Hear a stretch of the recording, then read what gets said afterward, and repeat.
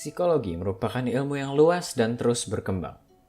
Bahkan sejak masa filsuf Yunani kuno, tokoh-tokoh seperti Socrates, Plato, dan Aristoteles berpikir tentang topik seperti ilmu, motivasi, rasionalitas, dan bahkan penyakit kejiwaan. Banyak dari topik-topik ini sekarang menjadi objek kajian dalam ilmu psikologi secara umum. Tetapi psikologi merupakan ilmu yang sangat luas dan memiliki banyak cabang dan aplikasi. Pada video hari ini, kami akan membahas tentang sejarah dari psikologi klinis. Sebelum terdapat pemahaman yang lengkap tentang mental illness, individu yang mengalami depresi, gangguan kecemasan atau anxiety disorder, atau misalnya skizofrenia, seringkali dipandang seperti orang buangan. Beberapa individu dapat menganggap mereka sebagai orang yang dirasuki roh jahat atau terkutuk, dan mereka diperlakukan secara tidak manusiawi di dalam rumah sakit jiwa yang seharusnya merawat mereka. Mulai dari tahun 1700-an sampai 1800-an, beberapa tokoh-tokoh akhirnya berusaha untuk meningkatkan taraf hidup para penderita penyakit jiwa dan menjadi pelopor cabang ilmu psikologi klinis.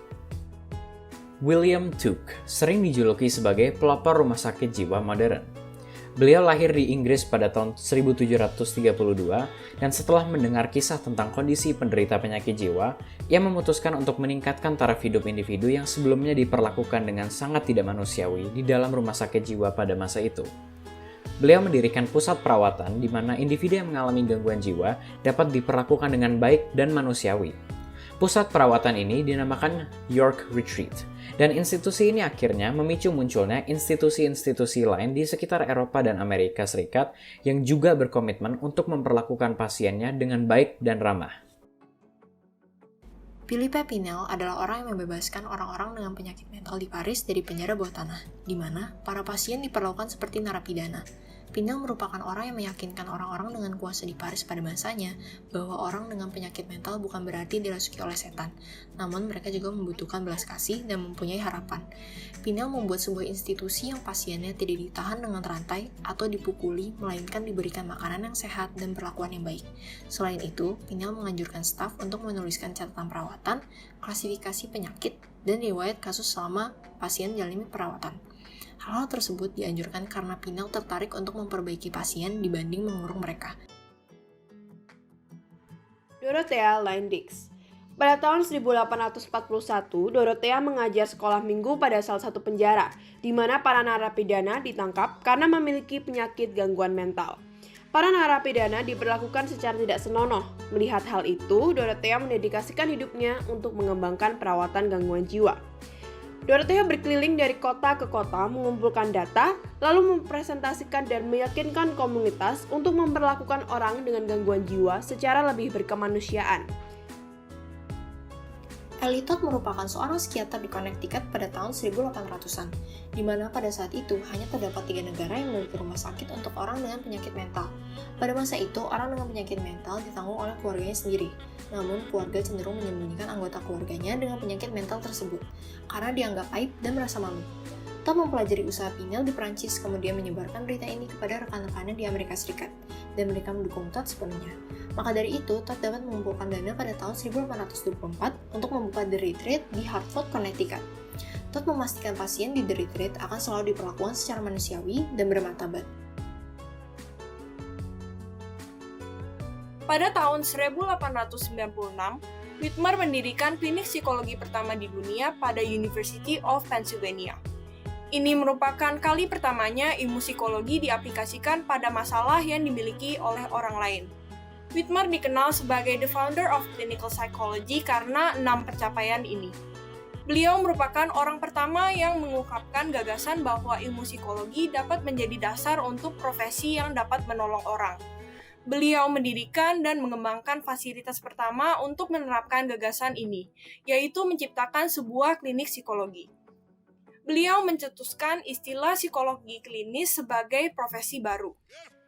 Kemudian beliau mengkonseptualisasikan, mengorganisir, dan melaksanakan program pertama untuk melatih psikolog klinis. Melalui jurnalnya yang berjudul The Psychological Clinic, beliau mengembangkan bidang psikologi klinis dan membuat lebih banyak orang terpikat pada bidang tersebut. Selain itu, melalui aktivitas-aktivitasnya, ia menjadi panutan untuk banyak orang pada bidang psikologi klinis.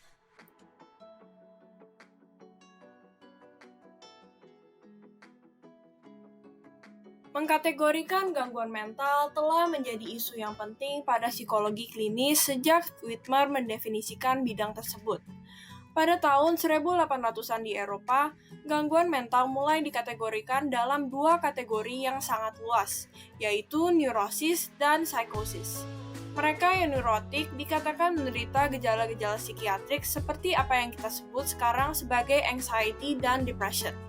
Namun, mereka yang neurotik ini tetap dapat terhubung dengan realita. Sedangkan, mereka yang psikotik mengalami gangguan untuk tetap terhubung dengan realita karena sering mengalami halusinasi, delusi, pikiran yang kacau dan tidak terstruktur. Emil Kraepelin, yang dikenal sebagai bapak dari psikiatri deskriptif, menawarkan sistem pengkategorian yang berbeda. Kraepelin ini membedakan exogenous disorders atau yang disebabkan oleh faktor eksternal dari endogenous disorders atau yang disebabkan oleh faktor internal. Beliau menyatakan bahwa exogenous disorders adalah kategori yang lebih mudah untuk diobati. Istilah-istilah yang diperkenalkan oleh Kraepelin ini kemudian menjadi dasar untuk istilah pada Diagnostic and Statistical Manual of Mental Disorders atau disingkat DSM. Sebelum adanya DSM, alasan pertama adanya pengkategorisasian gangguan mental adalah untuk mengumpulkan data statistik pada populasi penduduk Amerika Serikat. DSM dipublikasikan oleh The American Psychiatric Association pada tahun 1952 yang merepresentasikan sebuah upaya yang lebih baik untuk mendefinisikan dan mengorganisir gangguan-gangguan mental.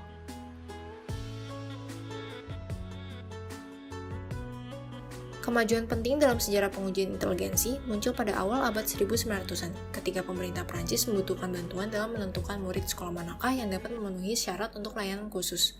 Dari permintaan tersebut, Alfred Binet dan Theodore Simon membuat skala Binet-Simon pertama pada tahun 1905.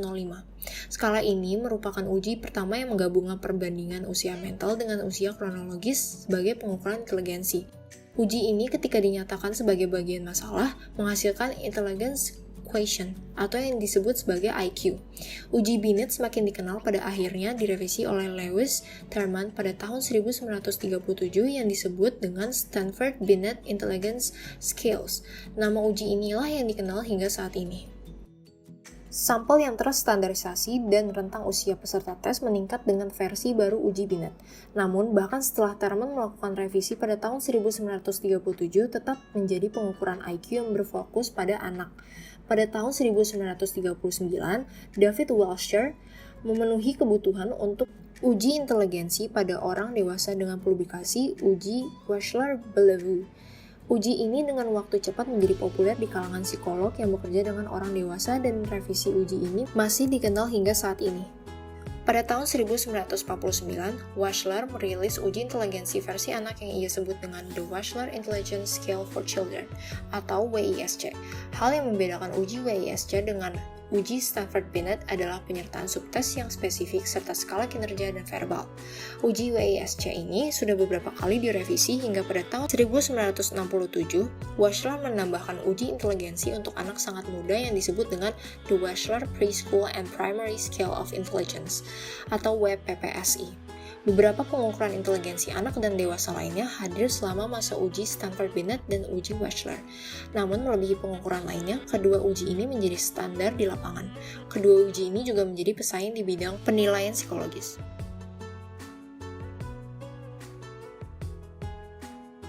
Awalnya, mental test digunakan sebagai istilah untuk alat yang mengukur kemampuan dasar. Seiring dengan perkembangan, istilah ini juga digunakan untuk mengukur karakteristik kepribadian seseorang.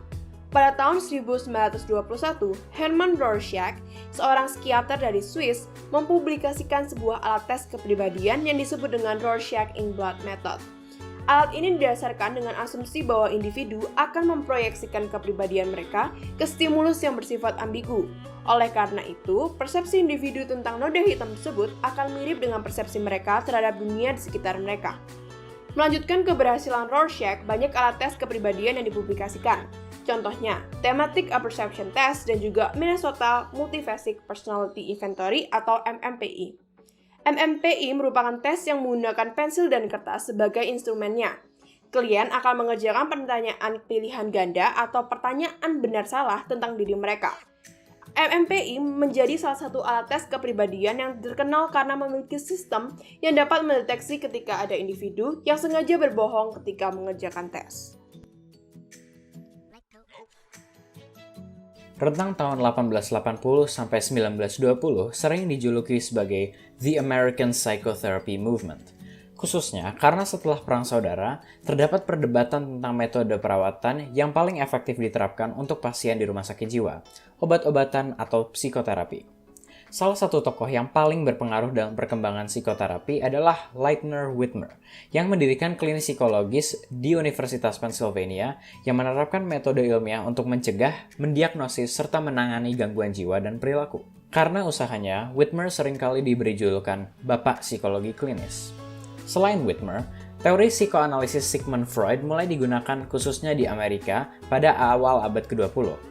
Seiring waktu berjalan dan setelah Freud melakukan kunjungan ke Amerika pada tahun 1909, kegunaan psikoanalisis dalam psikologi klinis meningkat sebagai pusat psikoterapi di Amerika hingga akhir dari Perang Dunia Kedua. Setelah Perang Dunia Kedua, beberapa aliran psikoterapi muncul dan menjadi bagian penting dalam psikologi klinis. Behaviorism yang dipelopori oleh John B. Watson menerapkan metode yang empiris dalam diagnosis serta perawatan individu yang mengalami gangguan jiwa. Selain itu, pada masa tersebut, pendekatan humanistik juga muncul, yang berusaha untuk memahami keunikan dari setiap individu secara menyeluruh. Metode ini banyak disukai oleh psikoterapis dan pasien karena kecenderungannya untuk berorientasi kepada pengembangan diri. Belakangan ini, terapi kognitif yang menitik beratkan pemikiran logis semakin populer di antara psikolog klinis, dan seringkali dikombinasikan dengan teknik-teknik lain sesuai dengan kebutuhan pasien. Misalnya, kami mungkin pernah mendengar istilah Cognitive Behavioral Therapy. Teknik ini merupakan salah satu dari banyak sekali teknik psikoterapi yang bisa diterapkan untuk menangani individu dengan gangguan jiwa. Dan seiring berjalannya waktu, pastinya teknik-teknik baru akan ditemukan dan dikembangkan sesuai dengan kebutuhan pasien pada masa tersebut.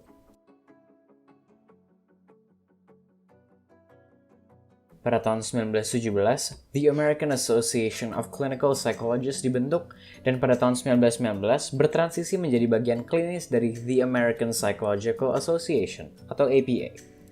Pada tahun 1940-an, pendidikan dan pelatihan dalam psikologi klinis meluas dan terstandarisasi, dan pada tahun 1950-an, semakin banyak pendekatan terapi berkembang, dengan pendekatan-pendekatan baru seperti behavioral dan humanistik, ataupun pendekatan eksistensial yang menyaingi teknik psikodinamika yang sudah ada. APA juga menerbitkan edisi pertama kode etiknya pada tahun 1953, dengan diskusi yang signifikan mengenai kegiatan-kegiatan klinis. Pada tahun 1960 hingga 1970-an, semakin banyak wanita dan kaum minoritas yang ikut bergabung pada profesi klinis. Program-program PsyD juga pertama muncul, menawarkan pelatihan pasca sarjana yang menekankan terapan keterampilan klinis. Pada tahun 1980, psikolog-psikolog klinis menerima rasa hormat yang lebih dari bidang medis dan memperoleh hak untuk menerima pasien ke dalam rumah sakit, atau admitting privileges, dan hak atas pembayaran Medicare.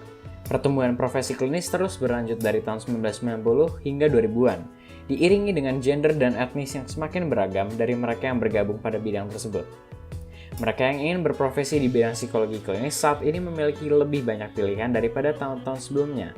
Keseimbangan sains atau klinis dari program PhD tradisional, program PsyD yang menekankan keterampilan klinis, dan lebih banyak program PhD lainnya yang mengaplikasikan modal pelatihan ilmuwan klinis. Bertambahnya dukungan empiris untuk metode-metode klinis, hak atas pengajuan resep, dan munculnya teknologi-teknologi baru adalah salah satu contoh perkembangan profesi utama lainnya dalam beberapa tahun terakhir.